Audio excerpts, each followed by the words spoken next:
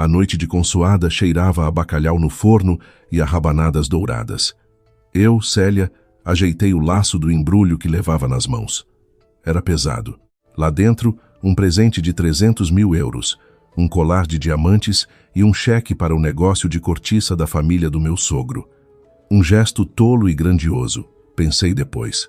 Queria impressionar, queria pertencer. Diogo, o meu marido, estacionou em frente à casa dos pais, no bairro da Lapa. As janelas brilhavam, quentes. Calma, querida, disse ele sem me olhar. Dizia sempre isso antes de cruzarmos aquele limiar, a sua fórmula mágica. Estou sempre calma. Menti. Carmo, a minha sogra, abriu a porta.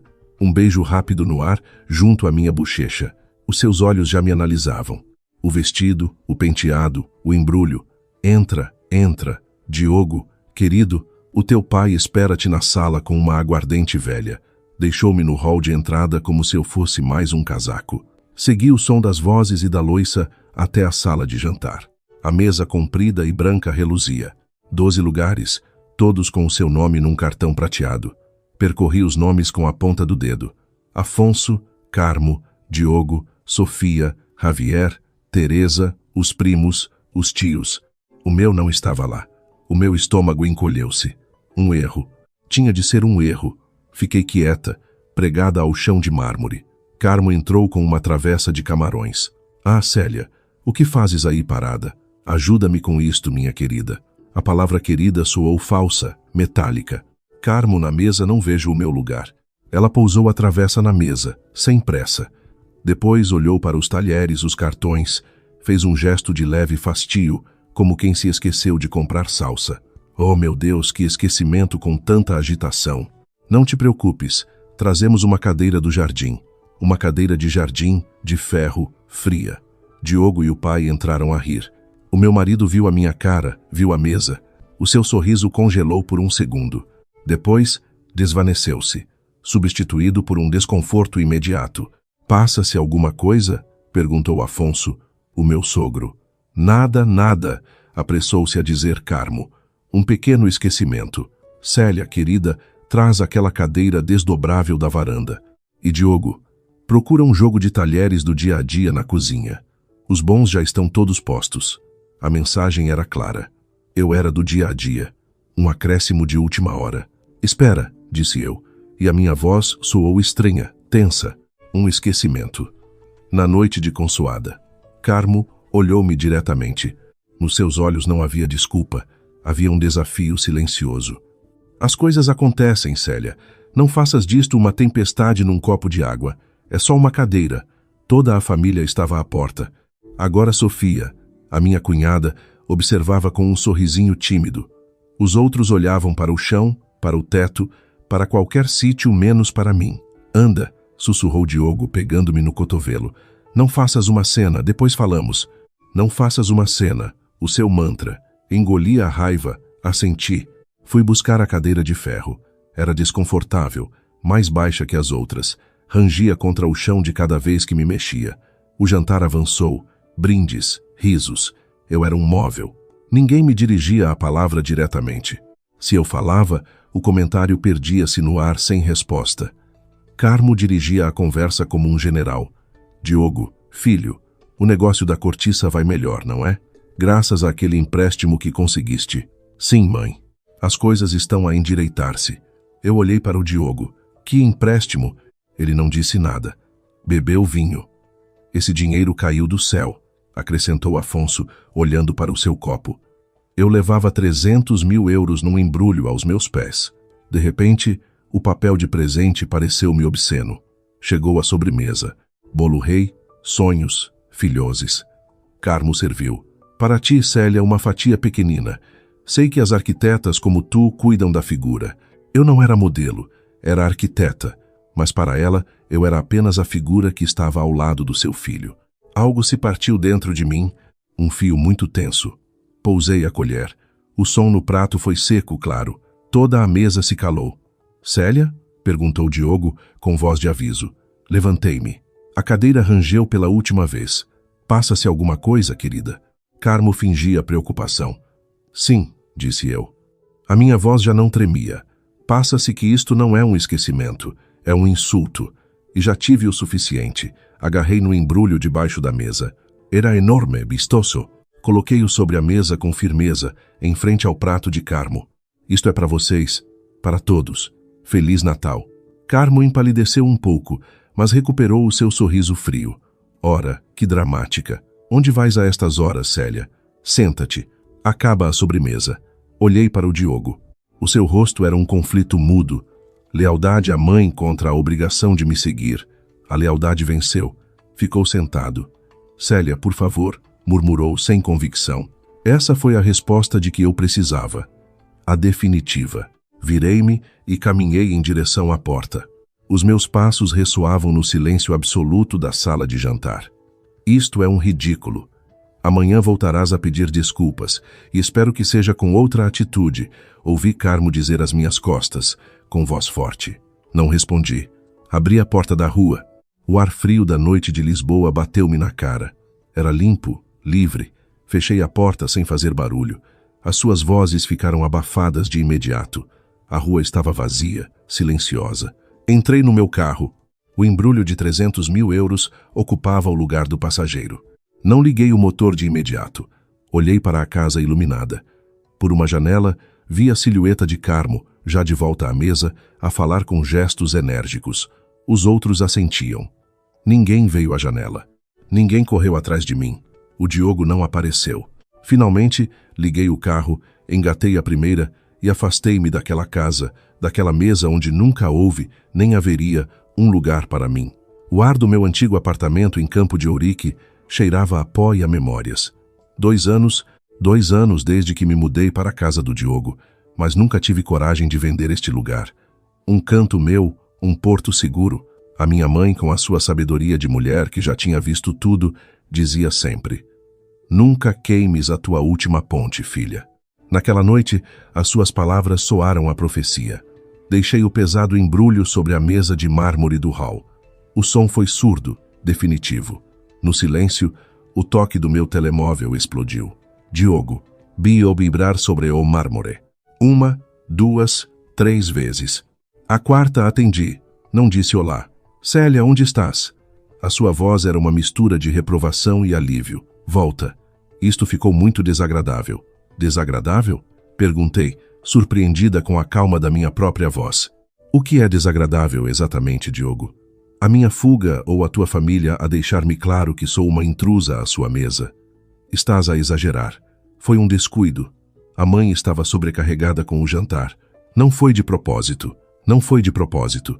A mesma frase que ele usou quando a irmã se esqueceu de me convidar para o seu casamento civil, a mesma que quando o pai se esqueceu do meu aniversário. Sempre descuidos, nunca má fé. Um descuido, repeti. Como quando te esqueceste de me falar do empréstimo para o negócio. Aquele que a tua mãe mencionou. Um silêncio pesado atravessou a linha. O que é que uma coisa tem a ver com a outra? São assuntos separados. Célia, por favor, volta. Estás a fazer um escândalo na noite de consoada. Pareces uma menina mimada. Aí estava a gota de água, a que fez transbordar o copo que levava anos a encher-se, gota a gota, de desprezos disfarçados de piadas e de silêncios cúmplices. Não volto, Diogo. E não sou uma menina mimada. Sou a pessoa que acabaste de deixar sentada numa cadeira de jardim enquanto a tua mãe me servia as sobras da conversa. Boa noite. Desliguei e, desta vez, apaguei o telemóvel. O silêncio físico foi total, mas a minha cabeça era uma gritaria. Precisava de uma âncora. Marquei o único número seguro. Célia, está tudo bem? A voz da minha irmã Laura, sólida como uma rocha, surgiu após 2 toques. Estou no apartamento de Campo de Ourique. Uma pausa, depois um suspiro compreensivo. Natal com os sogros. Um clássico. Foi assim tão mal? Não havia lugar para mim na mesa, Laura. Um palavrão seco do outro lado da linha. Espera, vou a caminho. 20 minutos depois, o seu carro travou na rua. Desceu com um saco de uma loja de conveniência e uma garrafa de vinho. Sem perguntar, encheu 2 copos grandes e empurrou um para mim. Bebe, depois falamos. Bebi. O líquido quente traçou um caminho de coragem até ao meu estômago, e então tudo saiu. A mesa, os cartõezinhos, a cadeira de ferro, O olhar do Diogo, o embrulho dos presentes, tudo. Laura ouviu sem interromper, o seu rosto a escurecer a cada palavra. E o embrulho? Perguntou no final, apontando com o queixo. Aí, 300.000 euros em diamantes e um cheque ao portador para o negócio da família. A minha estúpida tentativa de comprar o afeto deles. Laura levantou-se, foi até ao embrulho e começou a desembrulhar.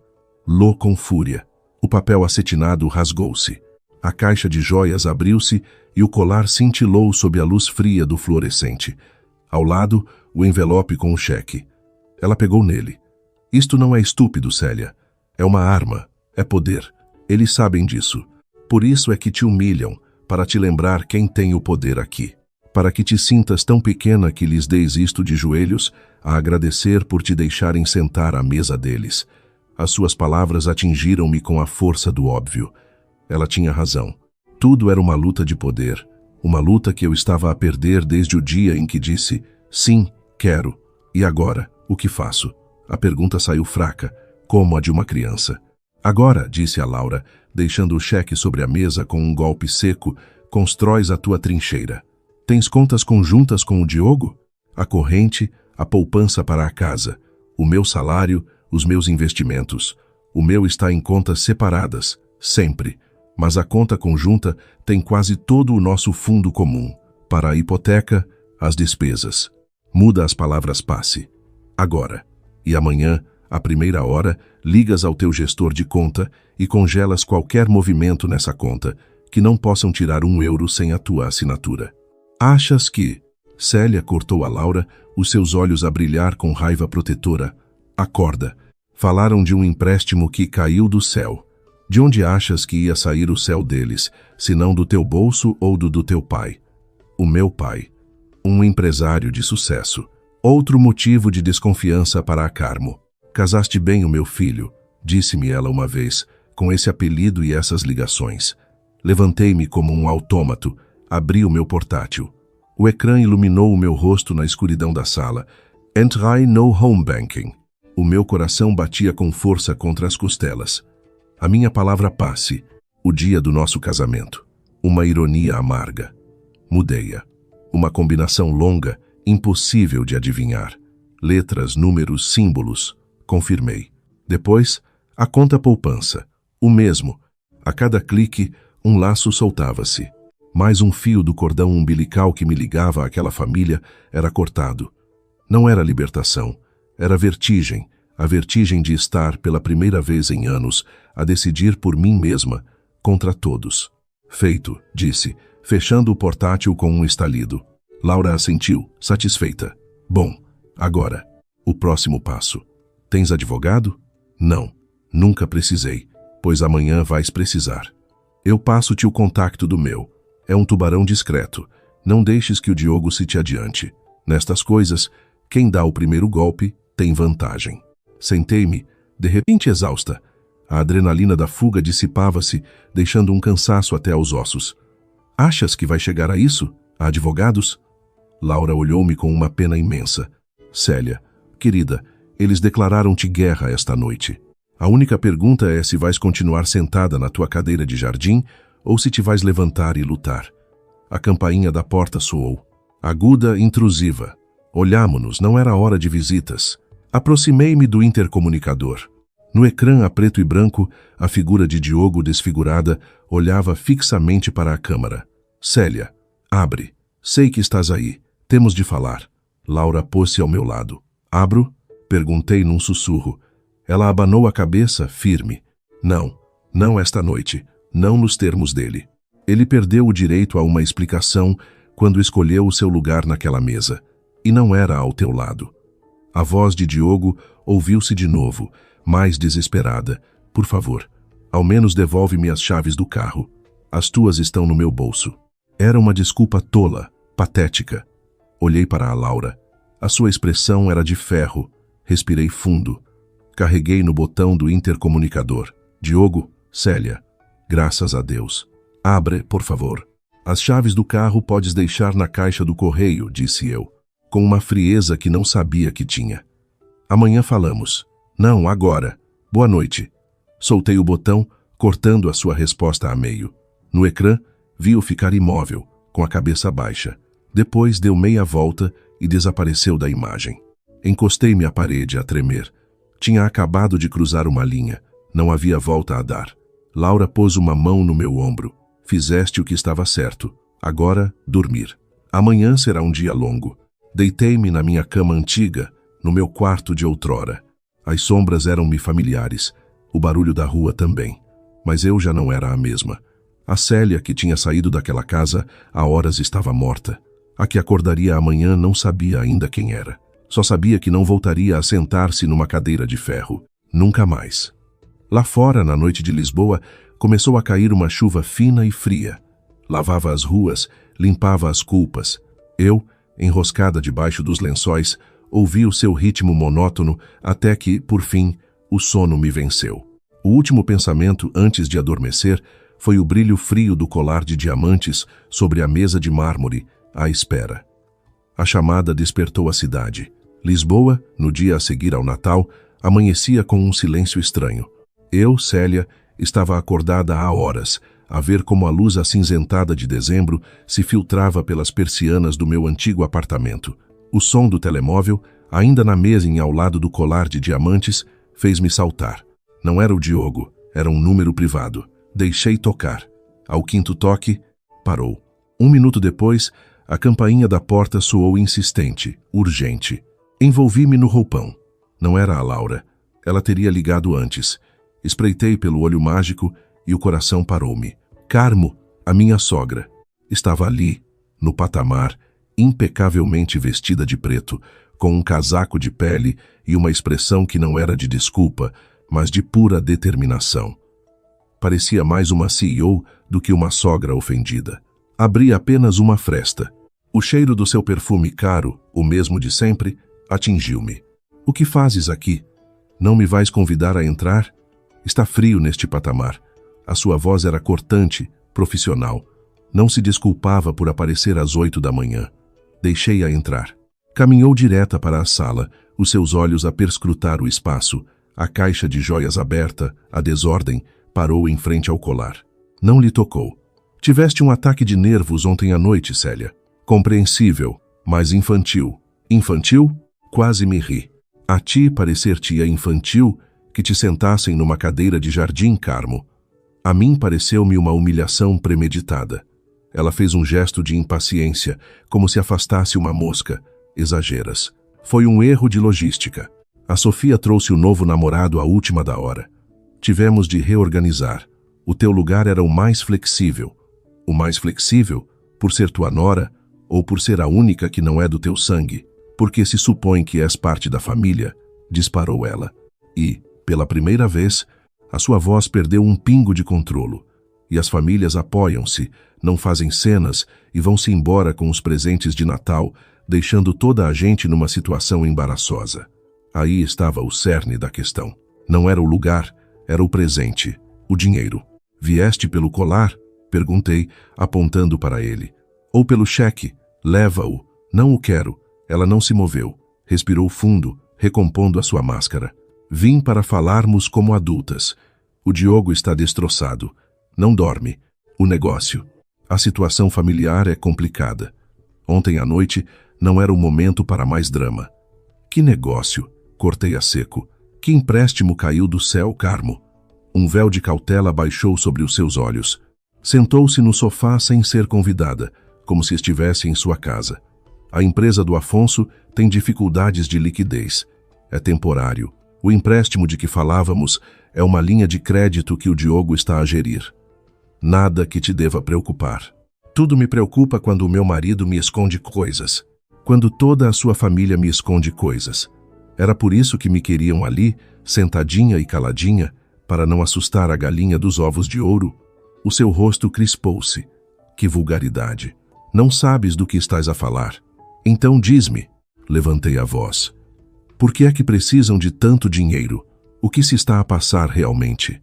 Ficou em silêncio, a olhar para mim. Era um olhar de cálculo, a reavaliar a situação. Eu já não era a rapariga complacente, era um obstáculo. Há dívidas, disse ela por fim, as palavras a saírem a contragosto. Maus investimentos, coisas do Afonso. O Diogo, como bom filho, quer ajudar. Como tu, como boa esposa, deverias querer. Aquele cheque era um gesto de união familiar, de compromisso com todos nós. De repente, tudo encaixou. O lugar na mesa não foi um descuido, foi um lembrete, um posicionamento. Tu estás aqui pela nossa benevolência. O teu dinheiro é bem-vindo. A tua pessoa é tolerada. E a minha fuga tinha desfeito o seu guião. Eu não compro o meu lugar à mesa, Carmo. E muito menos com 30 mil euros. São 300 mil, corrigiu ela automaticamente. E no instante seguinte, mordeu o lábio, sabendo que tinha cometido um erro. Ah, pois, 300 mil. Nem mais, nem menos. Uma cifra tão redonda. É o que precisam exatamente para tapar o buraco. Levantou-se. Tinha perdido a paciência. Não vim mendigar. Vim propor uma trégua. Volta para casa. Fala com o Diogo. Ele vai explicar-te tudo. E o assunto de ontem à noite não voltará a acontecer. Terás o teu lugar. O teu lugar correto. O seu lugar correto. Na sua hierarquia. Sob as suas condições. E se eu não quiser o meu lugar correto à tua mesa? E se eu quiser uma mesa onde o meu marido me defenda, sem que eu tenha de mendigar um assento? Carmo aproximou-se da porta. Voltou-se. Nos seus olhos, o desafio da noite anterior tinha sido substituído por algo mais frio, mais perigoso. És muito nova, Célia. Achas que o mundo é dos corajosos. Mas o mundo é dos que se mantêm de pé, juntos, mesmo que as pedras nos bolsos pesem. O Diogo é um Vargas. A sua lealdade é ao seu sangue, ao seu apelido. Sempre foi, sempre será. Se fosses esperta, entenderias que o teu lugar é ao lado dele, a apoiar esse apelido, não a pôr-lhe paus nas rodas com as tuas birras. Foi direto ao coração, e ela sabia-o. Sai da minha casa, disse eu, com uma voz que não tremia. Pensa nisso, respondeu ela, abrindo a porta. Mas não penses demasiado. As oportunidades e a paciência da família têm um limite. O Diogo gosta de ti, à sua estranha maneira, mas não esperes que ele te escolha a ti acima de tudo. Ninguém é imprescindível, Célia.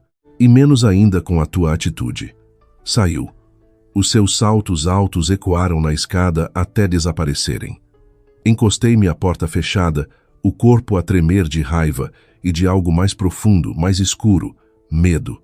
Porque, no fundo da sua ameaça, havia uma verdade. A lealdade do Diogo sempre fora dúbia. E eu acabara de a pôr à prova. O telemóvel voltou a vibrar. Desta vez, era uma mensagem do Diogo. Curta, seca. Temos de falar. A sério. Posso subir? Olhei para a mensagem. Olhei para a porta por onde Carmo tinha saído. O seu perfume ainda flutuava no ar, misturado com o cheiro a café velho e a desilusão. Não. Não o podia ver. Não agora. Não com o veneno da mãe dele ainda fresco nos meus ouvidos. Se ele subisse, seria o seu emissário ou o seu juiz. Não o meu marido. Escrevi de volta, os dedos frios sobre o ecrã. Não. Hoje preciso de espaço. E tu precisas de decidir de que lado estás. De verdade. Enviei antes de me poder arrepender. A resposta chegou quase instantaneamente. Essa não é a pergunta, Célia. Eu estou sempre do teu lado, mas é a minha família. Aí estava a dicotomia perfeita, a família dele e eu. Os dois lados de uma moeda que nunca se poderiam olhar de frente. Deixei o telemóvel virado para baixo. Aproximei-me da janela. Lá embaixo, na rua, vi Carmo entrar num táxi preto. Partiu sem olhar para trás, segura da sua vitória, do seu mundo ordenado onde as noras obedecem e os filhos não questionam. Mas eu já não era essa nora. E naquela manhã, perante o fantasma de Carmo e a mensagem de Diogo, algo se cristalizou dentro de mim. Não era só raiva, era resolução. Se isto era uma guerra por um lugar à mesa, pelo dinheiro, pelo controlo da minha vida e do meu casamento, então eu não ficaria sentada à espera de ser convidada. Iria tomar o meu próprio assento, na minha mesa, nos meus termos. O primeiro passo era informação. Carmo tinha dito o suficiente para me assustar, mas não a verdade completa. Tinha de saber que buraco estavam a tentar tapar com o meu dinheiro. E, acima de tudo, tinha de saber se o Diogo tinha sido cúmplice deste plano desde o início. O telefone tocou de novo. Desta vez, era um número que reconheci. O meu banco. o gestor pessoal das contas conjuntas. Às 8h23 da manhã do dia a seguir ao Natal, uma pontada de frio percorreu-me as costas. Ninguém liga do banco a essa hora sem motivo. Deslizei o dedo para atender. Dona Célia Vargas, bom dia. Fala Roberto Mendonça, do Departamento de Banca Privada. Lamento incomodá-la num dia feriado, mas é por um assunto urgente. A voz de Roberto Mendonça, o meu gestor de conta, soava tensa, mesmo através do auscultador. Demasiado educada, demasiado formal. Notava-se que não queria fazer aquela chamada. Dona Célia, bom dia novamente. Desculpe a hora. O que se passa, Roberto? Cortei a seco, sem paciência para preâmbulos. O meu olhar continuava cravado na janela onde o táxi de Carmo tinha desaparecido.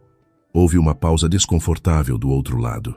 Foi tentada uma transferência esta manhã, muito cedo, da vossa conta conjunta, sua e do Sr. Vargas. Uma quantia importante. Como requer a autorização de ambos os titulares, o sistema bloqueou-a automaticamente e gerou um alerta. Dado o montante e o dia feriado, o protocolo indica que contactemos os dois. Liguei antes ao Sr. Vargas, mas não consegui localizá-lo. Um silêncio de chumbo encheu a linha. Eu quebrei-o, mas a minha voz já não era a minha. Era plana, metálica. Que quantia? 20.000 euros, destinada a uma conta em nome de Investimentos Varosa S.A. 20.000, não 300.000. Um primeiro pagamento, um teste, ou talvez um resgate rápido. O nome da empresa não me era familiar, mas o apelido Varosa, como Vargas, era óbvio. Quem a ordenou e como? Através da aplicação móvel do banco, com as credenciais de acesso do Sr. Vargas. Às 7h05 da manhã, 7 da manhã, 1 hora depois de eu ter saído da casa deles, 1 hora antes de a Carmo aparecer à minha porta. Enquanto ela me ameaçava aqui na minha sala, o Diogo estava algures a tentar tirar dinheiro. Ou era ao contrário. Ela veio distrair-me enquanto ele tentava o movimento. Roberto, essa transferência não está autorizada. Congele a conta conjunta totalmente, sem movimentos de entrada ou saída até nova ordem. E cancele todos os cartões associados. Dona Célia, compreendo, mas precisa da assinatura de ambos para um congelamento total. Posso bloquear esta operação em concreto, mas... Então ponha uma nota de fraude, disse eu. A mente a funcionar a toda a velocidade. Suspeita de acesso não autorizado. Isso dá-lhe poder para a bloquear preventivamente, certo? Outra pausa, mais longa. Roberto conhecia a minha família, a minha. Sabia perfeitamente que não havia acesso não autorizado. Sabia que isto era uma guerra conjugal. Mas para o banco era indiferente. O protocolo era o protocolo. Sim, posso fazer isso por 72 horas. Depois, precisarei de uma queixa formal ou da autorização de ambos para desbloquear ou proceder. Faça-o. E Roberto, diga, Dona Célia, qual é o saldo disponível nas minhas contas pessoais? As minhas, só em meu nome. Ouviu-se o teclear de um computador ao fundo. Nas suas contas de patrimônio e poupança pessoal, rondam os 800.000 euros. Os investimentos em fundos, aproximadamente outro 500.000. Está tudo em ordem. Obrigada. Não faça mais nenhum movimento sem falar diretamente comigo, em pessoa. Fica claro? Perfeitamente, Dona Célia. Tenha um bom dia. Desliguei. O telemóvel escorregou-me da mão e caiu sobre o sofá. 20.000 euros. Às 7 da manhã do dia de Natal. Enquanto eu chorava de raiva e orgulho ferido no meu apartamento velho, o meu marido tentava tirar 20.000 euros da nossa conta comum. A raiva que veio então não era quente, era gélida. Uma laje de gelo que se instalou no meu peito, nítida e afiada. Não havia espaço para a dor, apenas para uma lucidez terrível. Peguei no telemóvel de novo, liguei a Laura. Atendeu ao primeiro toque, com voz rouca de sono. Célia, o que se passa? O Diogo tentou tirar 20.000 euros da conta comum esta manhã. Às 7h05. Do outro lado, só se ouviu um suspiro e depois um barulho rápido de saltos. Filho da... Conseguiu? Não. A conta pedia dupla autorização. O banco ligou-me. Congelei-a por suspeita de fraude. Bom, muito bom. Agora ouve. Não fiques aí. Veste-te. Vem para minha casa, agora. e traz todos os papéis importantes que tenhas. Contrato de casamento, escrituras, tudo. Para quê? Perguntei, embora já soubesse a resposta. Para irmos ver o meu advogado, Célia. Hoje, agora mesmo. Se eles tentaram isso às 7 da manhã no dia de Natal, é porque estão desesperados. E gente desesperada faz coisas estúpidas e perigosas. Meia hora depois, saía do meu prédio, debaixo do braço, uma pasta com os poucos documentos importantes que guardava no apartamento. O dia estava cinzento, frio, a rua quase vazia. Exatamente quando fechava a porta, um carro preto, um Audi, travou à minha frente. O meu coração deu um salto, mas não era o Diogo. O condutor que desceu era um homem mais velho, de ar sério e casaco caro. Afonso, o meu sogro, aproximou-se rapidamente. No seu rosto não havia a arrogância de Carmo, mas uma preocupação genuína, tingida de vergonha. Célia, por favor, um momento. Não tenho tempo, Afonso. Só 5 minutos. No carro, está frio, pelo que te for mais sagrado. O seu tom era suplicante, não exigente. Era diferente. Hesitei, mas a imagem dos 20.000 euros apareceu na minha mente. Assenti brevemente. Entrei no carro. O interior cheirava a couro e a tabaco suave. Ele não arrancou, apenas pousou as mãos no volante. Lamento, disse sem me olhar. Pelo que aconteceu ontem à noite. Foi imperdoável. Não respondi. Esperei. A Carmo tem as suas ideias, as suas maneiras. Às vezes são duras, mas não devia ter acontecido. Sábias? Perguntei. Da cadeira do lugar? Ele fechou os olhos por um instante. Não sabia. Luía impedido. Juro-te, foi uma manobra dela. Estúpida, prejudicial. E a dos 20.000 euros também foi uma manobra dela? Afonso virou-se para mim. O seu rosto, de repente, pálido. O quê? 20.000 euros? Contei-lhe. A transferência, a hora, a empresa, investimentos Varosa. A sua expressão desmoronou-se. Da preocupação passou à incredulidade e daí a uma fúria surda e profunda. Essa empresa é minha. Ou era. É o buraco. O mau investimento, a dívida que nos está a afogar. Respirou fundo, como se lhe custasse. O Diogo não devia ter. Não combinamos isso. Eu ia falar contigo, pedir-te ajuda. Como se faz em família. Não roubar-te. A palavra roubar flutuou no ar, pesada, feia.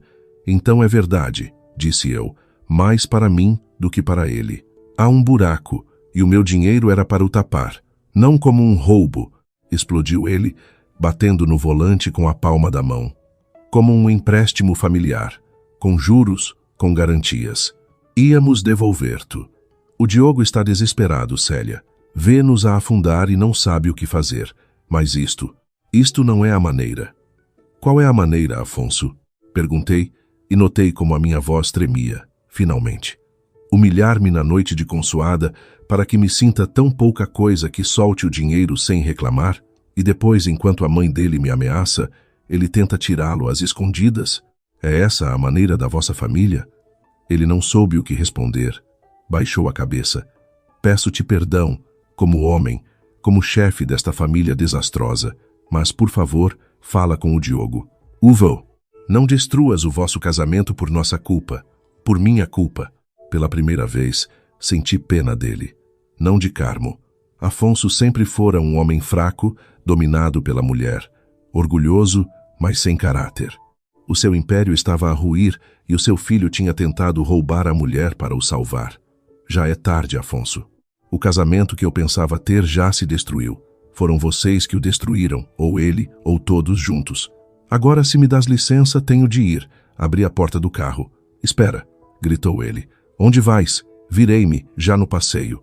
Proteger o que é meu, o que resta da minha vida. E aconselho-te a fazer o mesmo. Deixei Afonso no seu carro, com a sua derrota e a sua vergonha, e entrei no meu.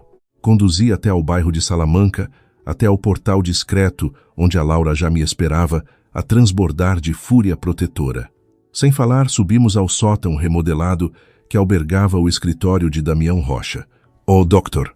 Rocha não se parecia com nenhum advogado que eu já tivesse visto. Jovem, talvez 40 anos, vestido com jeans escuros e uma camisa sem gravata. O seu escritório era minimalista, com vista para a Avenida da Liberdade. Não tinha pilhas de papéis, apenas um grande computador e uma mesa de vidro. Laura fez as apresentações. O doutor Rocha apertou-me a mão com um olhar direto que não perdia detalhe. Conte-me tudo, desde o início, e não omita o que a envergonha. Nesta sala só há factos, e eu contei-lhe tudo. A cadeira, a fuga, a visita de Carmo, a chamada do banco, a confissão de Afonso. Quando terminei, o doutor Rocha não parecia surpreendido. Assentiu a tomar notas num tablet. Bem, fez o correto ao congelar a conta. A tentativa de transferência é a nossa melhor arma. Mostra a intenção de dispor de bens comuns sem consentimento. É grave, mas precisamos de mais. O contrato de casamento. Regime de comunhão de adquiridos ou separação de bens. Comunhão de adquiridos, disse eu amargamente, por conselho da família, para demonstrar confiança. Uma sobrancelha do doutor Rocha levantou-se 1 milímetro. Claro, isso dar-lhes-ia direito a metade de tudo o que foi adquirido durante o casamento, incluindo as suas poupanças, se as depositou em contas conjuntas. Uma parte, a outra está em contas pessoais, de antes do casamento. Bom, isso é crucial. Agora, preciso que me autorize a fazer algumas averiguações sobre a Investimentos Varosa, sobre a situação real da empresa familiar e sobre os movimentos financeiros do seu marido nos últimos meses. Pode fazer isso? Com a sua autorização. Sim. E com o motivo de suspeita de desvio de fundos conjugais, temos base legal. Inclinou-se para a frente. Dona Célia, deixe-me ser claro. Isto já não é uma briga de família. Isto é um conflito patrimonial. E nestes casos, quem dá o primeiro golpe, ganha. A senhora já o deu ao congelar as contas. Agora é preciso blindar-se e preparar-se. Para quê? Perguntei, embora mais uma vez soubesse a resposta. O doutor Rocha olhou-me fixamente. Para quando eles tentarem contactá-la de novo. Para quando o seu marido, a sua sogra ou ambos aparecerem com uma oferta de reconciliação, de negociação, do que for. E quando o fizerem, a senhora já não será a Célia, a esposa ferida. Será a minha cliente, informada, assessorada e pronta para negociar a partir de uma posição de força. Entende a diferença? Assenti. Sim, entendia. Era a diferença entre chorar a um canto e sentar-se à mesa das negociações. Uma mesa onde, desta vez, seria eu a ditar as condições. E se o que eu quero é o divórcio? A pergunta saiu-me da boca antes de a poder pensar. O doutor Rocha não pestanejou. Então, Dona Célia precisa de provas. E precisa de mover os seus ativos para um lugar seguro. Agora mesmo. Hoje. Tem acesso às suas contas pessoais? Sim. Pois, assim que sair daqui, vá ao seu banco, retire o dinheiro. Transfira-o para uma nova conta, noutra entidade, uma conta só em seu nome.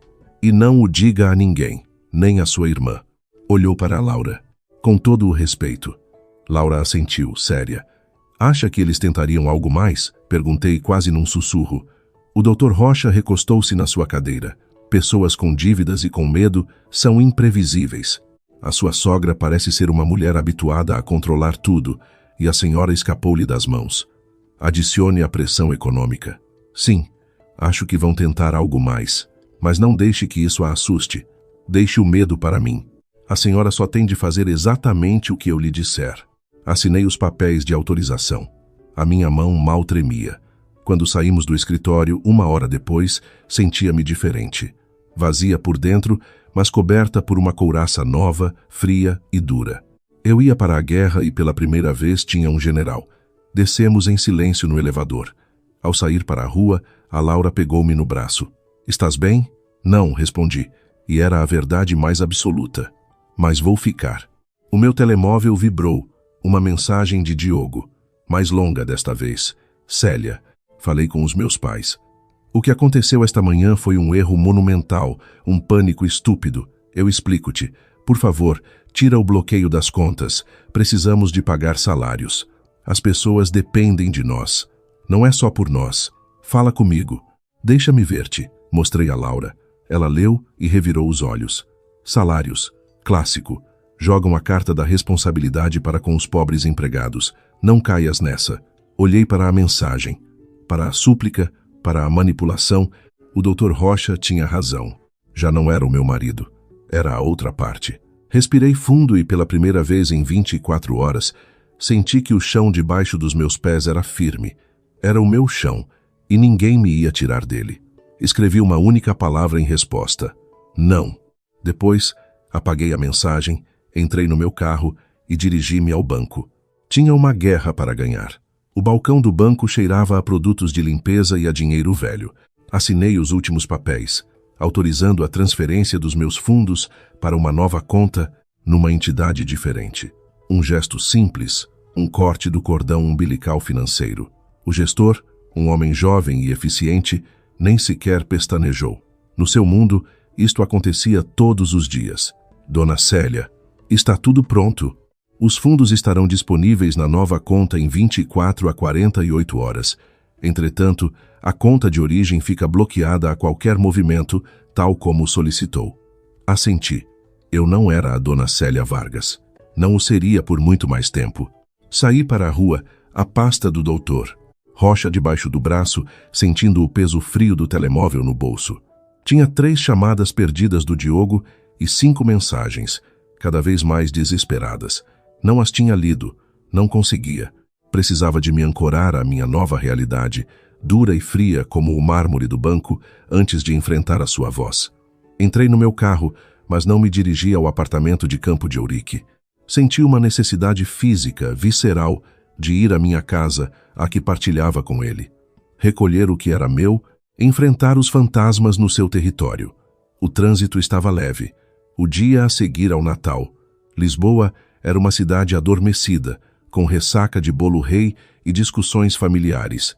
Estacionei em frente ao nosso prédio, no bairro de Alvalade. O nosso ninho, ou o que fora. A fachada pareceu-me de repente hostil, alheia. Ao abrir a porta, o silêncio atingiu-me.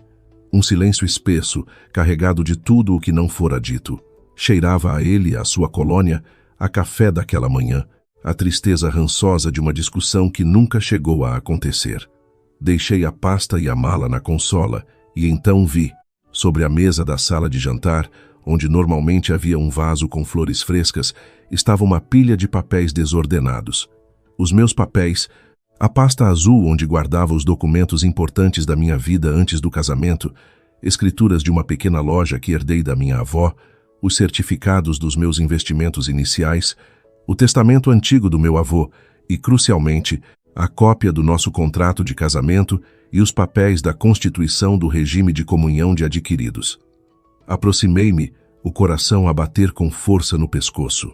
A pasta estava aberta, alguns papéis de fora, outros em falta.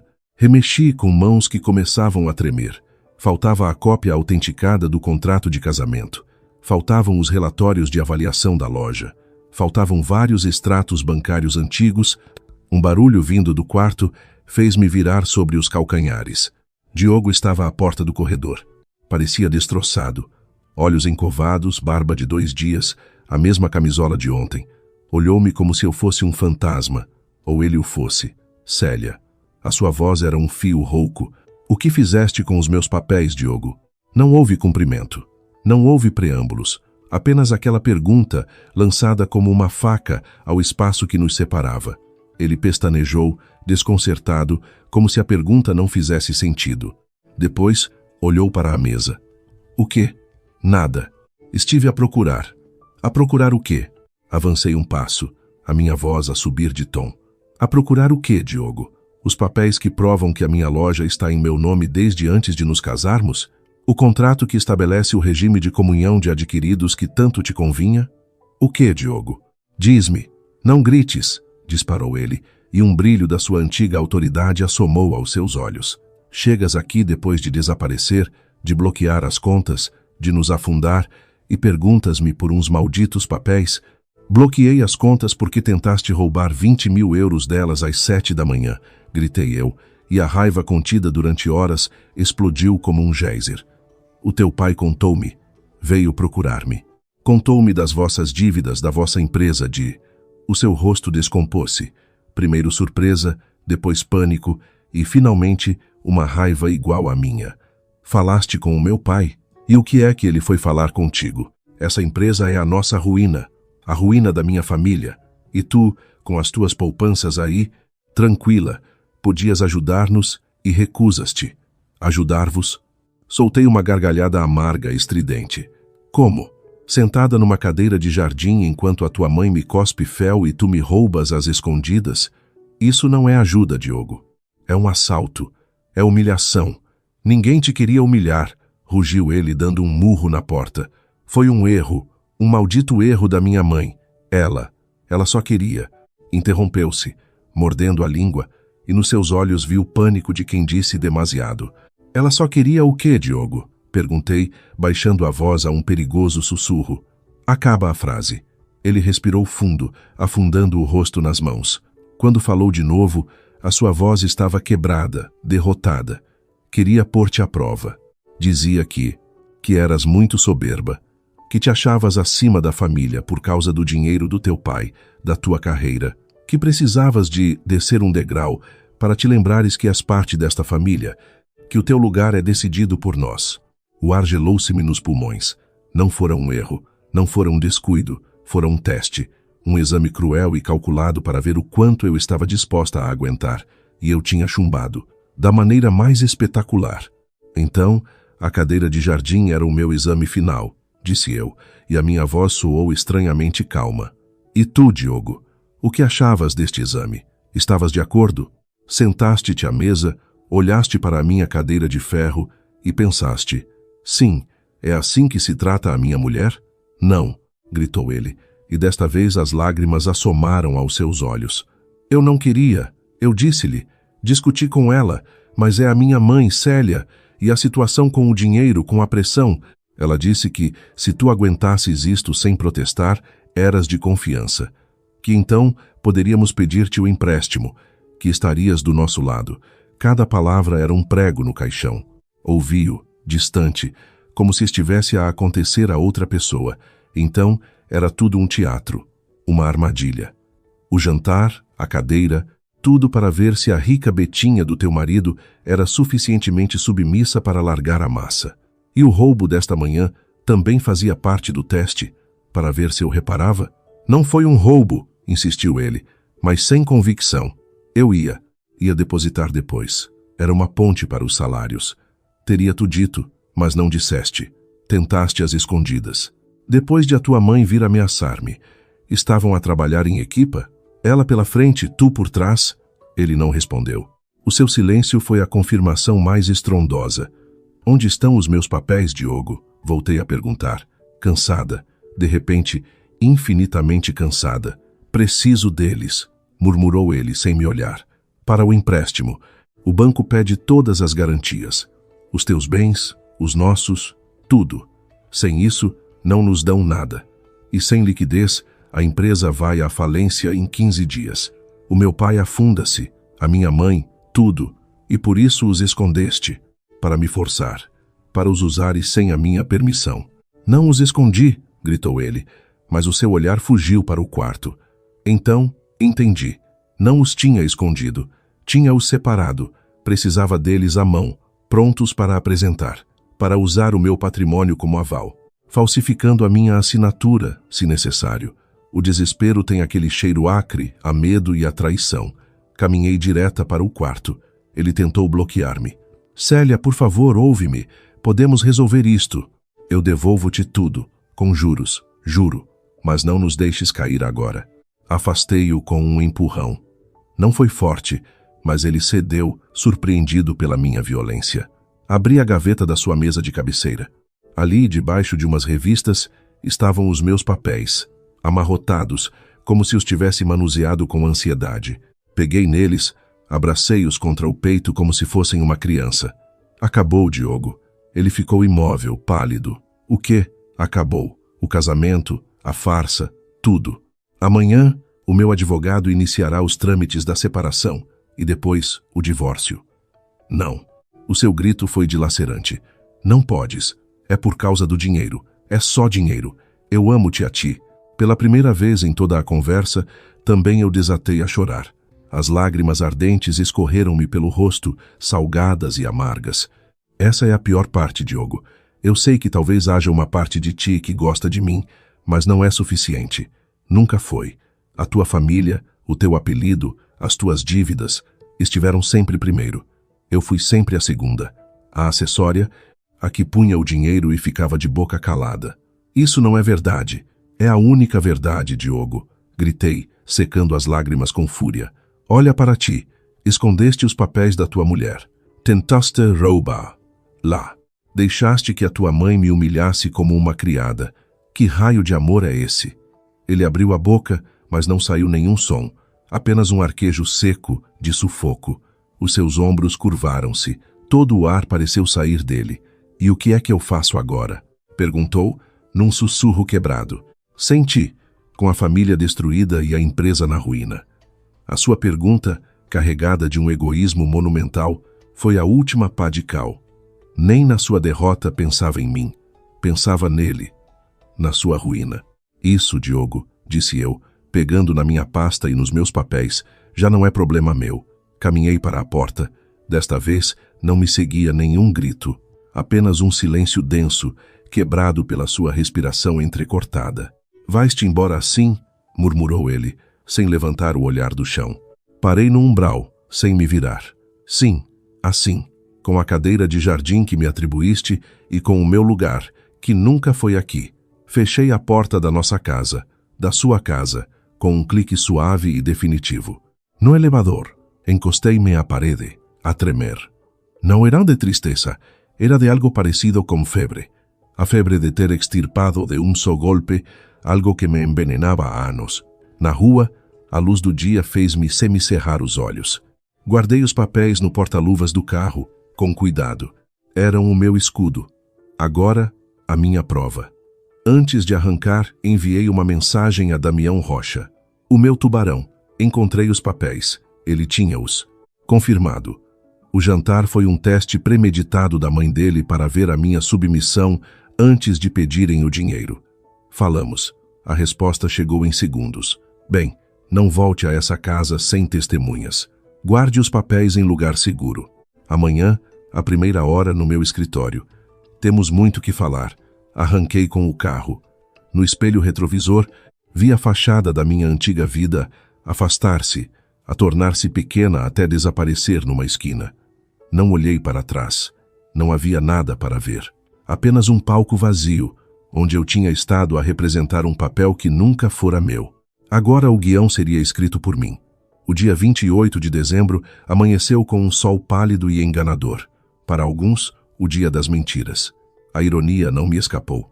Eu, Célia, sentia-me como a maior ingênua de todas, caída numa armadilha familiar que não soube ver até ser tarde demais.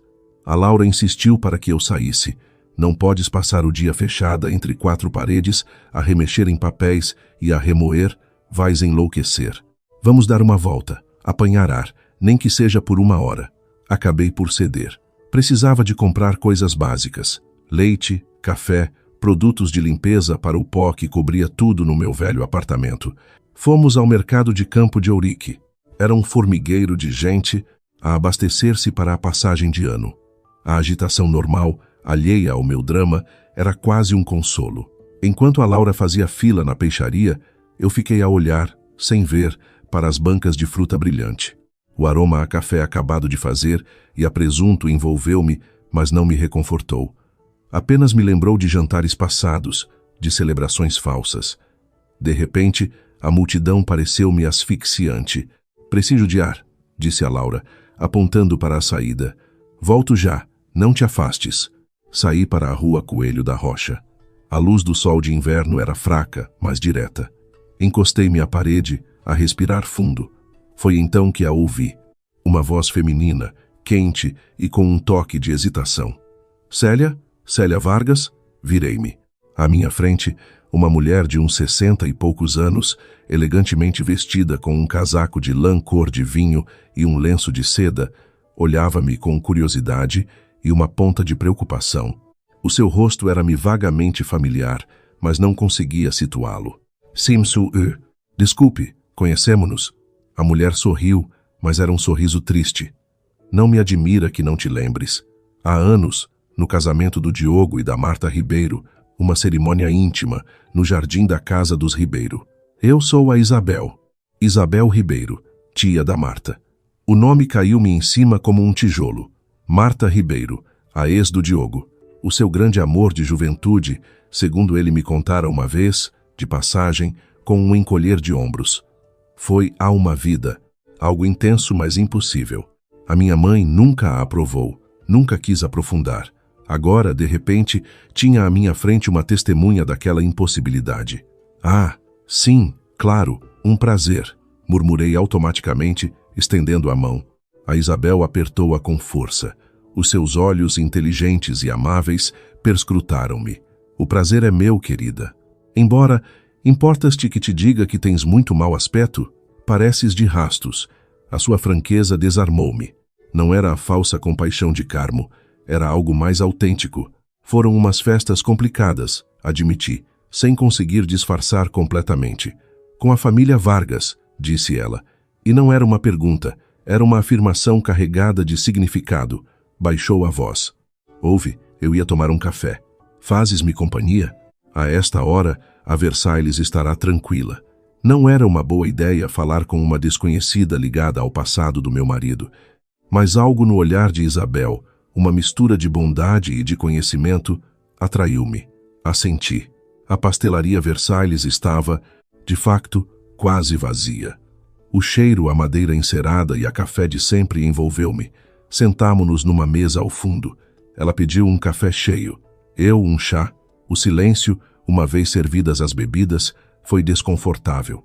Não me quero intrometer, começou a Isabel, mexendo o seu café. Mas vi as manchetes esta manhã, breves, na secção de sociedade. Tensão na família Vargas após um Natal agitado.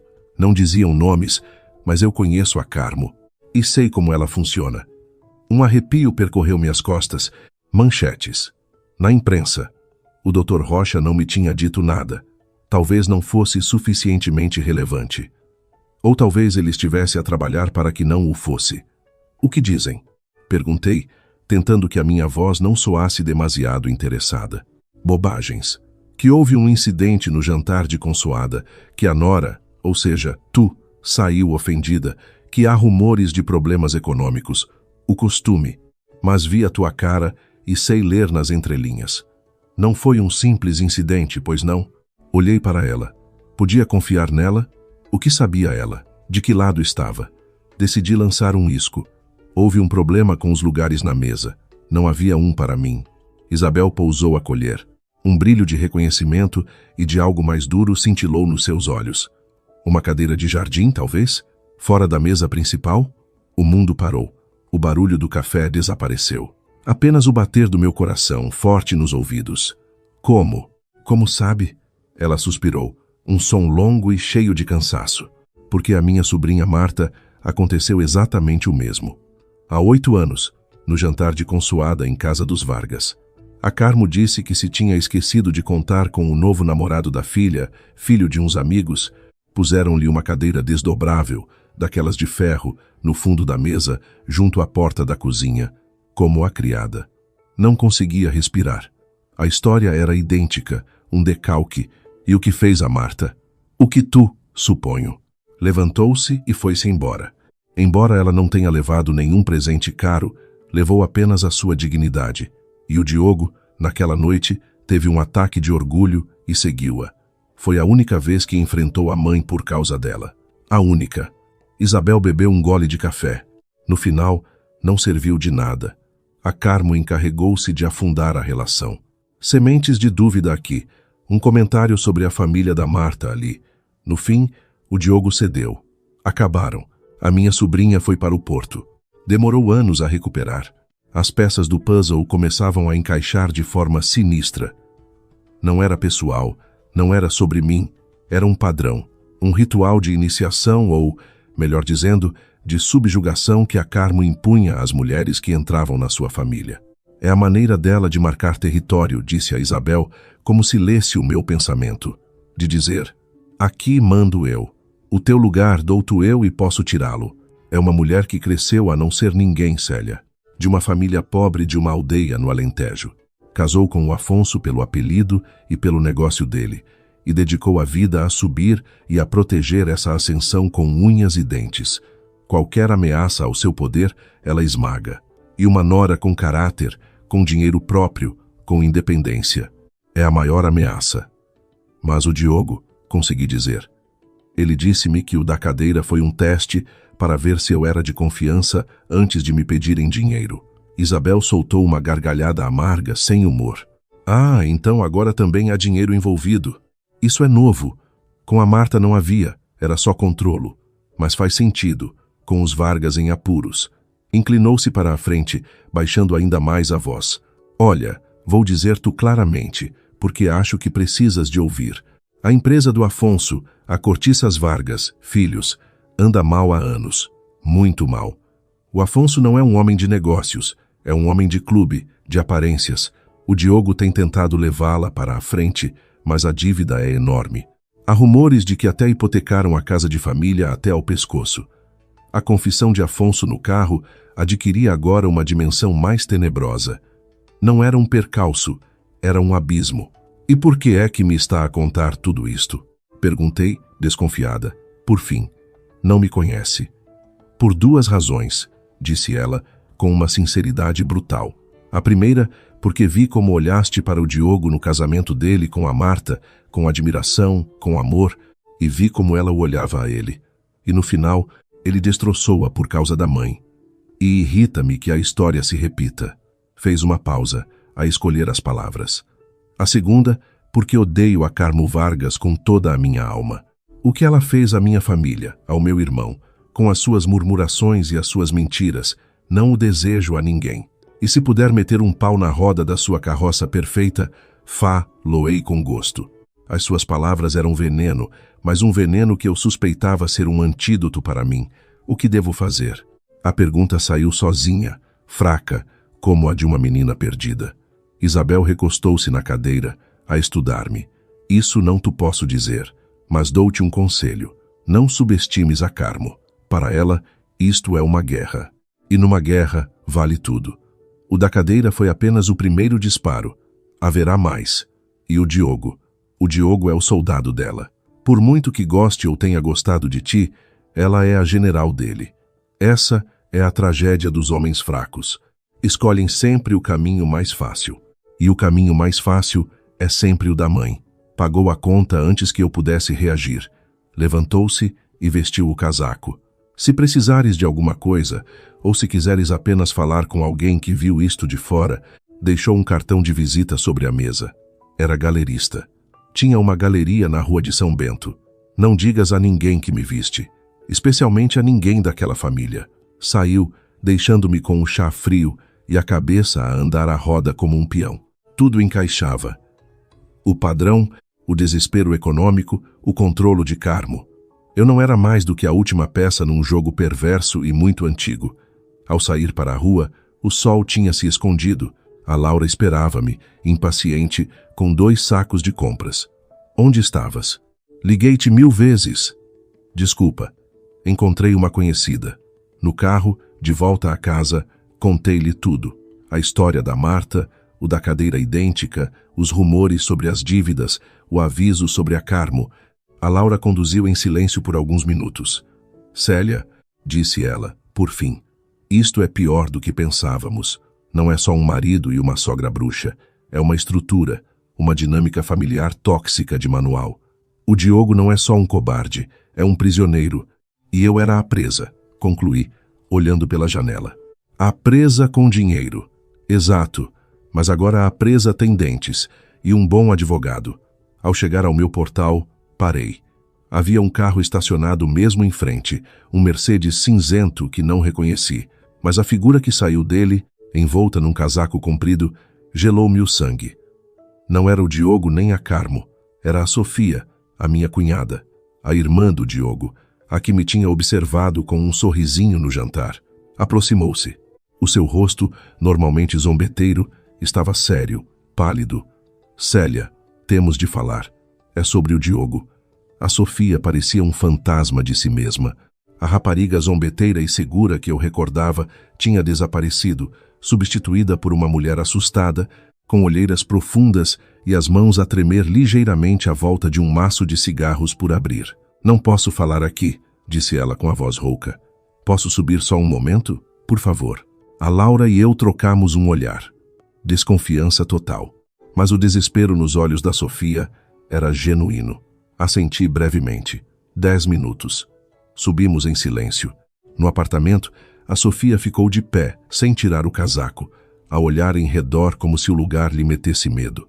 A Laura plantou-se junto à porta, de braços cruzados, claramente em modo guarda-costas. O que se passa com o Diogo? Perguntei, sem lhe oferecer assento. Ela engoliu em seco. Está destroçado. Bebe. Parte coisas. Diz que tu arruinaste tudo, que sem o dinheiro tudo vai por água abaixo. O meu pai não sai do escritório. A minha mãe está a fazer telefonemas. Muitos telefonemas. A gente não muito agradável. Um arrepio percorreu-me, mas não me deixei abalar. E por que é que me contas isso a mim? Não estás do lado deles? Sempre estiveste. A Sofia olhou-me diretamente e, pela primeira vez, vi algo parecido com vergonha nos seus olhos. Porque isto foi longe demais, Célia. Porque ontem à noite, depois de saíres de casa, ouvi uma discussão entre a minha mãe e o Diogo. Ele chorava, a dizer que o tinhas apanhado com os papéis, que estavas com um advogado, que tudo tinha ido por água abaixo. E a minha mãe fez uma pausa, como se lhe custasse respirar. A minha mãe disse-lhe, calma, ela vai voltar. Quando vir o nome dela nos jornais ligado a um escândalo, voltará a chorar. Ou quando vir que, sem ela, tu te afundas. As mulheres como ela, com orgulho, quebram-se facilmente. Só é preciso encontrar a fenda certa. As palavras da Isabel ressoaram na minha cabeça. Numa guerra, vale tudo. Um escândalo? O que quer dizer com isso? Não sei exatamente. A Sofia abanou a cabeça. Mas falou de um tipo, um tal Raul, que trabalha numa revista cor-de-rosa, e de umas fotografias. Fotografias tuas, de antes. De quando saías com aquele rapaz, o arquiteto francês. As do casamento na comporta, onde apareces. Bem, um pouco alegre. O chão pareceu inclinar-se debaixo dos meus pés. Fotografias de há 6 anos, num casamento de amigos, onde efetivamente bebi demais e dancei em cima de uma mesa, como fazia metade da festa naquela noite. Fotografias privadas de um álbum online que eu pensava ter apagado. A Carmo andara a procurar a minha fenda. É o plano B dela, resumiu a Laura, da porta. Se não consegue com o dinheiro ou com a culpa, ataca a reputação. Clássico. É pior, disse a Sofia, a sua voz a baixar a um sussurro. Ela disse que, se isso não funcionasse, se a cabra for mais dura do que parece, tinham outros recursos. Não sei o que quis dizer, mas o tom assustou-me. A sério, nunca a tinha ouvido falar assim. Outros recursos. As palavras flutuaram na sala, carregadas de uma ameaça vaga e, por isso mesmo, mais aterradora. Ameaças. Algo físico? Algo legal, falso? A minha mente, já treinada pelo Dr. Rocha, saltou para o pior. E o Diogo? O que disse o Diogo a isso? A Sofia baixou o olhar. Disse, não, mãe, isso não, mas foi fraco. Não a enfrentou, só o disse. E ela disparou. Preferes ir para a prisão por dívidas? Ver o teu pai na rua? Às vezes, é preciso sujar as mãos. E ele não respondeu. Foi beber. Então, aí estava o último véu rasgado. Não eram apenas dívidas e manipulação. Agora eram chantagem, difamação, ameaças veladas. E o Diogo, o meu marido, ouvia e não era capaz de o impedir. O seu silêncio era a sua cumplicidade. Por que é que me estás a avisar, Sofia? Perguntei, estudando o seu rosto. Sempre me odiaste. Ela ergueu a cabeça e, de repente, pareceu muito mais jovem, mais vulnerável. Porque já chega, explodiu, e as lágrimas assomaram aos seus olhos. Porque estou farta de viver neste policial negro, de ver a minha mãe a destruir tudo o que toca. Destruiu a Marta, está a destruir o Diogo. E o meu pai matou-o há anos, só que ele não se apercebeu. E eu fui o cãozinho fiel dela, a rir-me das suas piadas cruéis, a menosprezar-te, porque era mais fácil do que enfrentá-la. Mas isto já é demais. O das fotografias é de loucos. A sua raiva, o seu medo, pareciam autênticos. Podia ser mais um ardil, uma armadilha de Carmo para que eu baixasse a guarda. Mas algo na sua histeria, no seu desespero acumulado, fez-me pensar que era real. A Sofia tinha chegado ao fundo do poço, assustada com o monstro que a sua mãe estava disposta a soltar. "O que queres que eu faça?" perguntei com mais calma. "Que pares isto", suplicou ela. "Volta para o Diogo. Dá-lhe o dinheiro. Ou pelo menos negocia com eles antes que a mãe faça algo de que todos nos vamos arrepender. Tu tens mais poder do que eu. Usa-o." Aí estava. Não era uma súplica por mim, era uma súplica por ela, pela sua família, pelo seu mundo que se desmoronava. Queria que eu cedesse para restaurar a ordem, por mais horrível que essa ordem fosse. A compaixão que eu começara a sentir congelou. "Não vou negociar com chantagistas, Sofia, nem com gente que ameaça destruir-me. E o teu irmão teve a sua oportunidade de parar isto. Decidiu não o fazer. Agora, as consequências são dele." O seu rosto descompôs-se numa careta de desespero. "Então, vais nos afundar a todos. A ti também." "Isso", disse eu, abrindo a porta, "logo se vê. Obrigada pelo aviso. Agora, vai-te embora." Saiu, a soluçar. Quando a porta se fechou, encostei-me a ela. As pernas fraquejavam-me. "Liga ao Rocha." Imediatamente, resumiu a Laura. Liguei. Contei-lhe tudo. As fotografias, as ameaças vagas, a chamada ao jornalista. Do outro lado da linha, a sua voz tornou-se de gelo. "Ouça-me bem, Célia. Isto muda as coisas. Do conflito patrimonial, passamos a assédio e ameaças. É grave. Tem alguma forma de provar que a sua cunhada esteve aí? Uma mensagem, algo?" "Não. Só a palavra dela. Não importa. É suficiente para eu agir. Vou solicitar ao Tribunal de Instrução Criminal medidas cautelares. Uma ordem de afastamento contra a sua sogra e o seu marido, com base na tentativa de apropriação indevida e agora, nestas ameaças veladas, não será fácil consegui-la, mas a tentativa de transferência e o testemunho da cunhada podem ajudar. Acima de tudo, envia uma mensagem, que a senhora não vai ceder e que está disposta a levar isto para os tribunais. Acha que vão avançar com as fotografias? Se forem assim tão estúpidos, sim, mas, se as publicarem, dão-nos uma arma de ouro. Difamação, violação da intimidade, seria um presente. De momento, não faça nada, não comunique com eles. Se algum meio de comunicação a Kowaisin Dark, reencaminhe para mim. E, Célia, por via das dúvidas, tem onde ficar, digamos, discreta. Esta noite é a passagem de ano. Não é boa ideia estar sozinha. Estou com a minha irmã, disse eu, olhando para a Laura, que assentiu com determinação. Perfeito.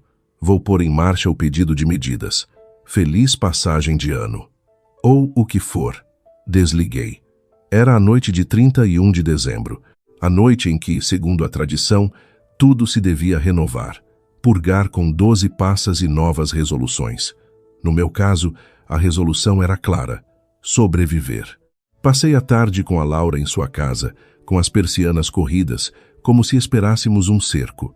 Às 9, enquanto preparávamos um jantar triste de tortilha e caviar de contrabando, a campainha da porta da rua soou. Não era o intercomunicador do meu apartamento, era o da Laura. Alguém sabia onde eu estava. Espreitei pelo olho mágico e sustei a respiração. Não era um, eram 4. Afonso, Carmo, Diogo e atrás, com o olhar no chão, a Sofia. A família Vargas ao completo. Plantados no patamar sob a luz fluorescente, pareciam uma delegação funerária. Diogo parecia ter envelhecido 10 anos. Afonso, definhado, Carmo, em contrapartida, vestida de preto rigoroso, parecia esculpida em gelo, com uma expressão impassível. A Sofia não me olhava. "O que fazemos?" sussurrou a Laura com o telemóvel na mão, pronta para marcar o 112. Uma onda de raiva fria subiu-me do estômago. Até aqui. Tinham chegado até aqui. A casa da minha irmã, na véspera de Ano Novo. A guerra, como disse o Dr. Rocha, estava aqui, e era hora de lhes fazer frente. "Abre", disse eu, e a minha voz soou estranhamente serena. "Estás louca? Abre, Laura, senão não se vão embora. E preciso de lhes dizer umas coisas na cara." Hesitante, a Laura abriu a porta. O grupo permaneceu no umbral. Carmo foi a primeira a falar, como uma rainha a conceder uma audiência. "Boa noite, Célia. Lamento incomodar-te numa noite de família, mas isto não pode esperar por amanhã. Podemos entrar?" Isto é um assunto de família. Aqui, vocês não são família, respondi, sem me mover do centro do pequeno hall. Digam o que têm a dizer e digam-no rápido. Diogo ergueu o olhar, os seus olhos, injetados de sangue, suplicavam. Célia, por favor, isto é uma loucura. Viemos para falar, para resolver as coisas. Não há nada para resolver, Diogo. Tentaste resolver roubando-me. A tua mãe tenta resolver ameaçando-me. Qual é a vossa próxima jogada? Carmo não se abalou. Não sei de que ameaças falas, só sei que a minha família está à beira do abismo por um capricho teu, e vim, como mãe, pedir-te que reconsideres. A Sofia contou-nos que tens um advogado, que falas de ordens de afastamento. Isso é de uma baixeza moral tremenda. Nós só queremos o melhor para ti, para todos. A sua hipocrisia era monumental, espantosa. Respirei fundo e então peguei no meu telemóvel. Toquei numa gravação. A voz da Sofia, trêmula mas clara, encheu o corredor. Disse que, se isso não funcionasse, se a cabra for mais dura do que parece, tinham outros recursos. A cara de Carmo congelou. A Sofia soltou um grito abafado. O Diogo empalideceu. O Afonso fechou os olhos como se levasse um soco. Gravaste-me? Disparou Carmo para a filha, com uma voz que cortava como uma faca. Não, disse eu. Gravei-me a mim mesma, para recordar as palavras exatas, e o meu advogado já as tem, juntamente com a declaração da tentativa de transferência e o testemunho de Isabel Ribeiro sobre como usaram a mesma tática da cadeira com a pobre Marta. Acabou, Carmo. A vossa guerra suja terminou, porque eu não jogo com as vossas regras, jogo com as da lei. Pela primeira vez, vi algo parecido com dúvida nos olhos de Carmo. Tinha calculado mal. Não esperava que eu tivesse gravado. Não esperava que eu tivesse testemunhas, provas, um advogado agressivo. Tinha subestimado a minha raiva e o meu medo. Convertidos em determinação. O que queres? Perguntou o Afonso, com a voz quebrada. Diz-nos o que queres para parares de nos magoar. Já o disse ao Diogo, respondi, olhando para ele, não para o pai. Quero o divórcio. Limpo, rápido. Renunciam à liquidação dos bens comuns. Eu fico com o que é meu de antes do casamento. Vocês ficam com as vossas dívidas e vão assinar um acordo de confidencialidade. Se o meu nome, ou o da minha família, aparecer em qualquer meio de comunicação, em qualquer contexto negativo, mesmo que seja um parágrafo, eu processo-vos por difamação e por danos e prejuízos, até não vos restar um cêntimo. Fica claro? Isso é chantagem, bufou Carmo. Não, Carmo, isto é uma rendição, a vossa rendição. Aceitam ou largam? O meu advogado terá a papelada pronta depois do dia de Reis. Até lá, não vos quero ver, não vos quero ouvir. Se aproximarem de mim, da minha irmã ou do meu apartamento, chamo a polícia. E a gravação das vossas ameaças será a primeira coisa que mostrarei. Houve um silêncio longo. Na rua, alguém começou a lançar foguetes. O ano velho começava a morrer entre explosões. Diogo olhou-me. Havia tantas coisas nos seus olhos. Dor, raiva, impotência. E algo que talvez, só talvez, fosse amor. Um amor demasiado fraco, demasiado tarde. Não há nada, perguntou ele, a sua voz apenas um sussurro. Nada que eu possa dizer? Podias ter dito não à cadeira, respondi, sem piedade. Podias ter dito não ao roubo, podias ter dito não às ameaças, mas não o fizeste. Agora, quem diz não sou eu. A tudo. Adeus, Diogo. Virei-me e entrei no apartamento, deixando-os plantados no patamar. A Laura fechou a porta atrás de mim, rodando o ferrolho com um clique definitivo. Encostámo-nos uma à outra, a ouvir. Não se ouviam vozes, apenas passos que se afastavam pelas escadas, pesados, derrotados. Lá fora, os foguetes intensificavam-se, anunciando aos gritos a chegada de um ano novo. Eu, de pé na escuridão do hall da minha irmã, com o coração a bater como um tambor de guerra, soube que o meu ano novo começava agora, não às 12 badaladas. Naquele preciso instante, eu tinha plantado a minha bandeira, tinha defendido o meu território. A guerra não tinha terminado, mas a batalha decisiva, a daquela noite, fora ganha por mim. E, pela primeira vez desde o jantar de consoada, respirei fundo, sentindo que o ar que entrava nos meus pulmões era só meu, O dia 6 de janeiro amanheceu com um céu de um azul frio e límpido. Dia de reis, dia de presentes, de ilusão, de crianças a espreitar pela janela. Eu, Célia, não esperava nenhum presente, ou talvez sim, o presente da paz, da minha própria paz. Os dias após a cena da véspera de Ano Novo tinham decorrido num estranho limbo, silêncio total por parte dos Vargas. Nem uma mensagem, nem uma chamada, como se a terra os tivesse engolido. O meu advogado, Damião Rocha, confirmou-me que tinha apresentado o pedido de medidas cautelares e a petição de divórcio por mútuo consentimento, baseada no acordo que eu tinha esboçado. Renúncia à liquidação dos bens comuns em troca de confidencialidade e uma separação limpa. Ainda não havia resposta da outra parte, mas o silêncio, disse-me ele, podia ser um bom sinal. Ou o prelúdio de uma guerra total. Só o tempo o diria. A Laura insistiu para que eu não ficasse fechada. É dia de reis, Célia. Vamos ver os miúdos a pedir os reis na rua. Nem que seja de longe, para respirar ar que não cheire a processos e papéis. Acabei por ceder. Fomos ao centro da cidade, misturando-nos com a multidão de famílias, de crianças com olhos brilhantes. O ambiente era ruidoso, colorido, alheio ao meu tormento privado. Por um momento, deixei-me levar pela corrente de alegria simples, até que o vi. Numa varanda da Rua Augusta, distingui uma figura conhecida, o Diogo. Não estava sozinho, estava com os pais.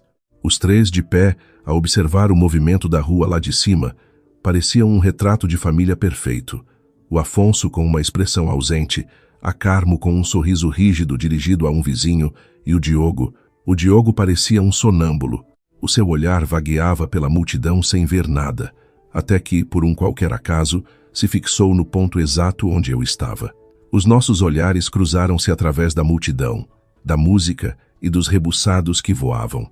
Uma distância de 20 metros e um abismo impossível de transpor. Ele não fez nenhum gesto, apenas sustentou o meu olhar, e nos seus olhos já não vi raiva nem súplica. Vi algo muito pior, uma resignação absoluta, um vazio, como se já me tivesse enterrado. Acenou levemente com a cabeça, quase para si mesmo. Depois, virou a cabeça e entrou no apartamento, desaparecendo de vista. Foi a nossa despedida, silenciosa, pública e definitiva. Um peso que eu não sabia que ainda carregava soltou-se dos meus ombros. Ali, no meio da alegria dos outros, tudo terminou. "Estás bem?" perguntou a Laura, seguindo o meu olhar e percebendo tudo no instante. "Sim", respondi, e era verdade. Pela primeira vez, sim. No dia seguinte, 7 de janeiro, recebi a chamada do Dr. Rocha. "Tem advogado. Um bom." E aceitaram a minuta do acordo. Com uma condição. "Qual?" perguntei, preparando-me para o pior. "Que o colar e o cheque, o presente da consoada, sejam considerados como parte de uma doação familiar já efetuada. Ou seja, que fiquem com eles. Em troca, renunciam a qualquer outra reclamação sobre os seus bens, presentes ou futuros, e assinam a cláusula de confidencialidade mais estrita que já redigi na minha vida. Basicamente, não podem pronunciar o seu apelido em público." Respirei fundo. 300 mil euros. Uma fortuna. Por um momento, a raiva toldou-me à vista. Depois de tudo, iam safar-se. Iam ficar com o meu dinheiro. "O que me aconselha?" perguntei, contendo a emoção. "Que aceite", disse o doutor. Rocha sem hesitar. "É um preço caro, mas compreenda o que está a comprar. Que eles saiam da sua vida para sempre, sem direito a reclamar mais um euro, sem poderem intoxicar a sua reputação. E que o divórcio seja expresso. Num mês, pode estar livre. Se lutarmos por esse dinheiro, a guerra arrasta-se por anos, e eles, desesperados, serão imprevisíveis. Isto é pagar pela paz, Dona Célia. E às vezes, a paz é o bem mais caro." Pensei. O colar, o cheque, símbolos de tudo o que estivera errado. Da minha tentativa de comprar carinho, da tentativa deles de me comprarem a mim, ficar com eles seria como guardar um troféu envenenado. "De acordo", disse eu, "que fiquem com o dinheiro deles. Mas quero uma cláusula adicional. Que o cheque seja nominativo à empresa, não ao portador.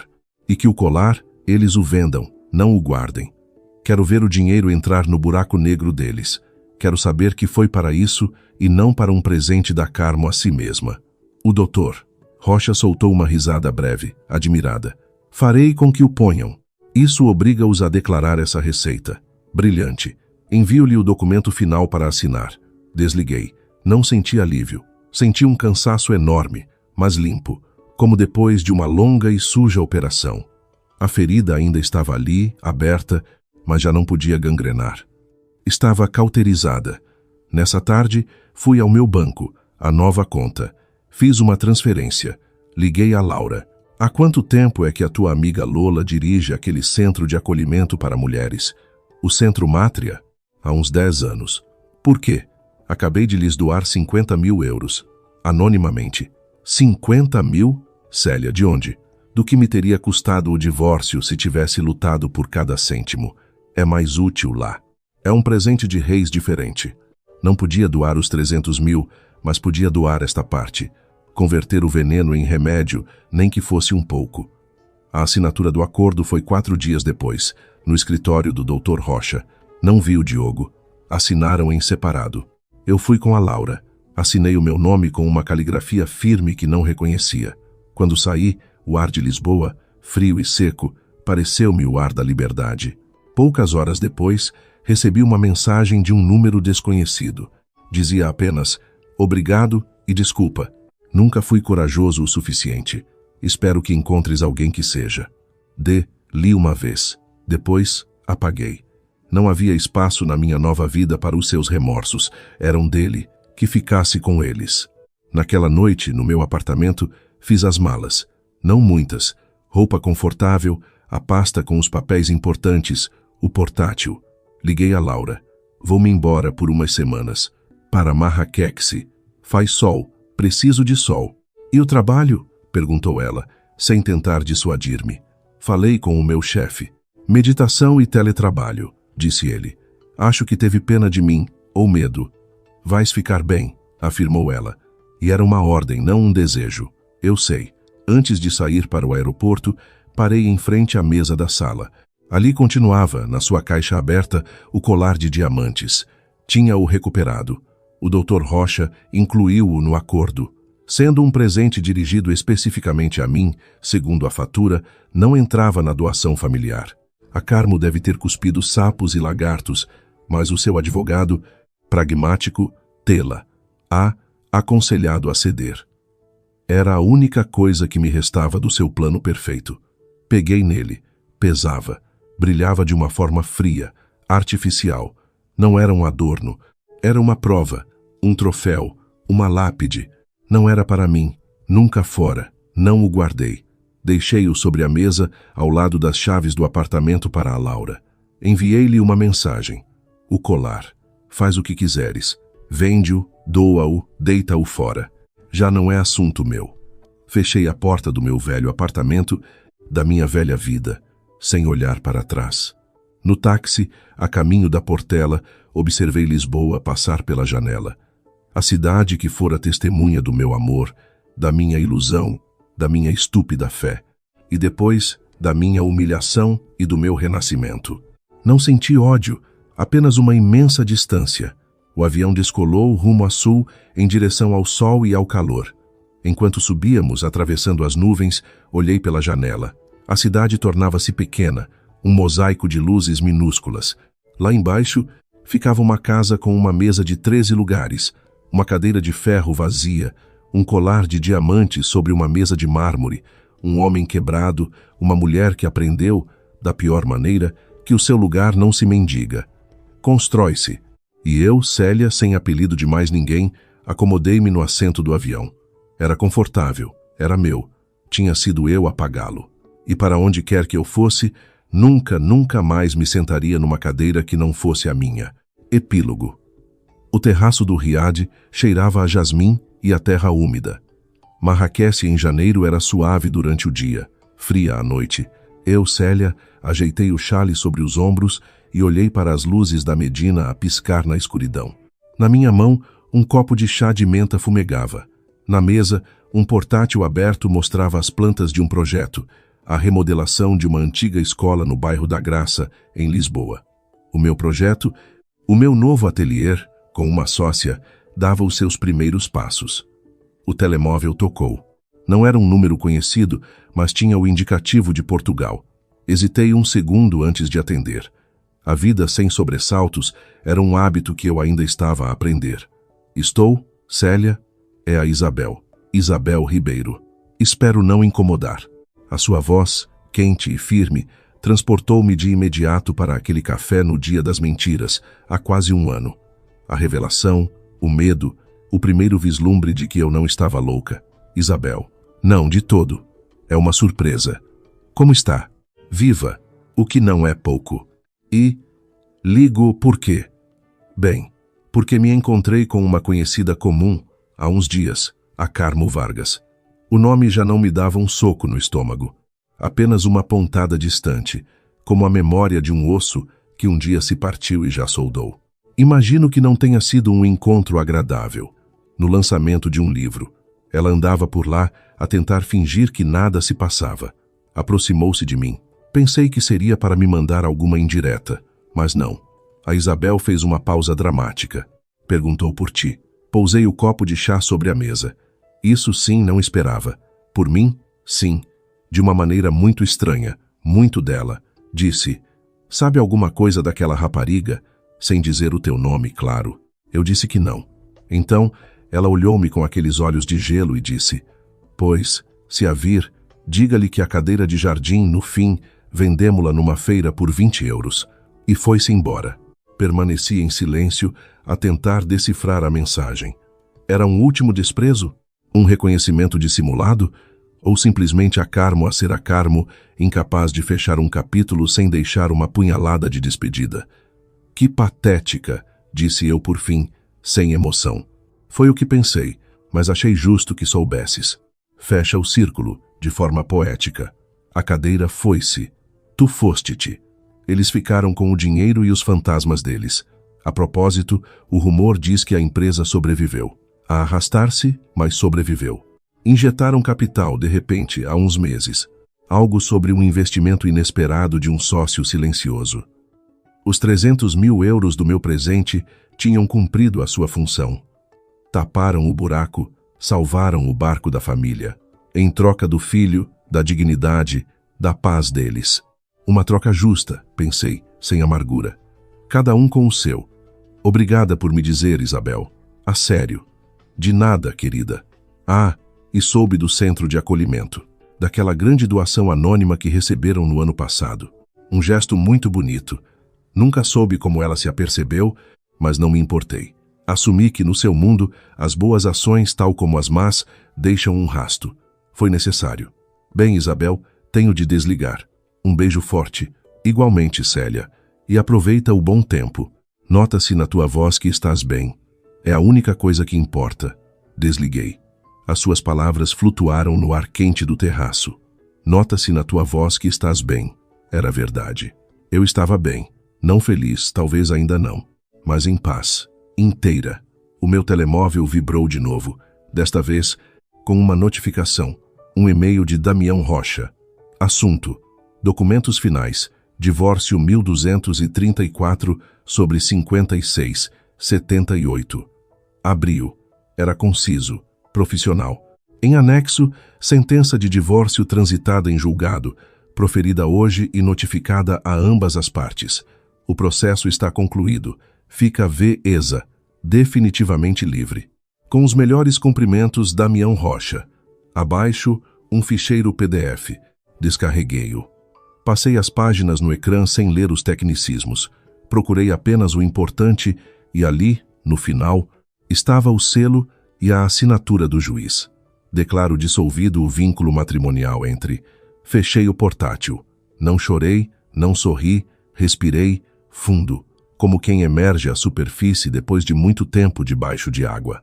Do terraço, ouviam-se os sons distantes da cidade. Uma mota, uma chamada para a oração, risos.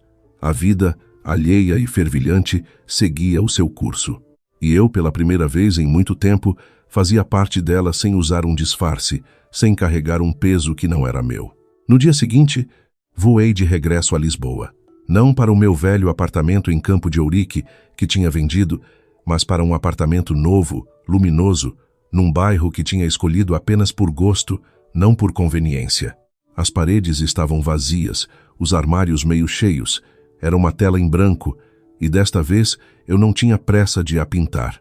Uma tarde, a passear pelo Jardim da Estrela, sentei-me num banco junto ao lago. O sol de janeiro era fraco, mas persistente. Um miúdo passou a correr, a perseguir uma bola. A mãe, uns passos atrás, sorriu-me ao passar. Um gesto simples, cotidiano, e eu devolvi-lhe o sorriso sem o forçar. No bolso, o meu telemóvel vibrou com uma mensagem da Laura. Jantamos hoje? Saudades, mana, escrevi de volta. Sim, onde tu quiseres, eu pago. Guardei o telemóvel e ergui o rosto para o sol. O frio avermelhava minhas bochechas, mas a luz aquecia minha pele. Lembrei-me, de repente, da sensação do ferro frio daquela cadeira de jardim contra as minhas pernas, através da saia. O símbolo de tudo o que me tinha prendido, humilhado, definido. Agora, o banco de madeira do parque era áspero, mas firme debaixo de mim. Tinha sido eu a escolhê-lo. Podia levantar-me e ir-me embora quando quisesse. Podia ficar até anoitecer. A decisão era só minha. E naquela simples, tremenda liberdade, encontrei, por fim, o sabor da minha própria vida. Ainda não era doce, mas era meu. Inteiramente meu. E isso, no fundo, era o único presente que importava. O presente de ser simplesmente Célia. Sem apelidos emprestados, sem lugares atribuídos, sem mais lugar do que aquele que ela mesma decidisse ocupar.